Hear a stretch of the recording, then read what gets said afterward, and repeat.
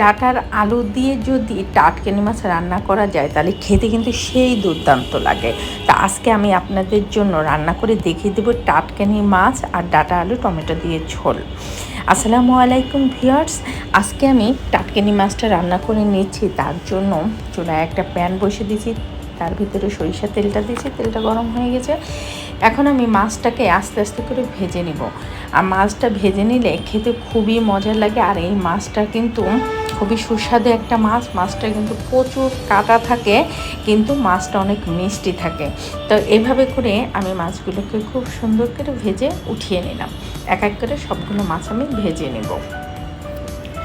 তো মাছগুলো ভাজা হয়ে গিয়েছে, আমি সমস্ত মাছ উঠিয়ে নিয়েছি। এখন তেলের ভিতরে আমি আরেকটু তেল নিয়ে নিলাম। এখন পেঁয়াজটাকে দিয়েছি, পেঁয়াজটা সুন্দর গোল্ডেন কালার হয়ে গেছে। আস্তে আস্তে করে বাটা মশলাগুলো দিয়ে দিলাম, আদা রসুন জিরা বাটা দিয়ে দিলাম।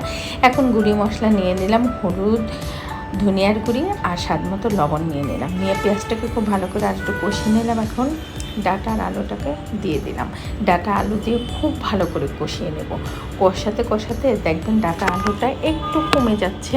তো এখন আমি ডাটা আলুটাকে সিদ্ধ করার জন্য গরম পানিটা দিয়ে দিলাম। আর তরকারির ভিতরে আমি কাঁচা মরিচগুলোকে কেটে দিয়েছি। এখন আমি ঢেকে দিয়েছি, সবজিটা সিদ্ধ হওয়া পর্যন্ত অপেক্ষা করলাম।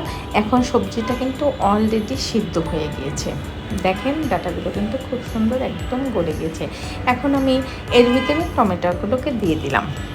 টমেটো দিয়ে খুব ভালো করে নেড়ে চিড়ে আমি ঝোলের পানিটাকে দিয়ে দিচ্ছি। আর সবসময় গরম পানিতে রান্না করলে কিন্তু রান্নাটা খুব টেস্টফুল হয়।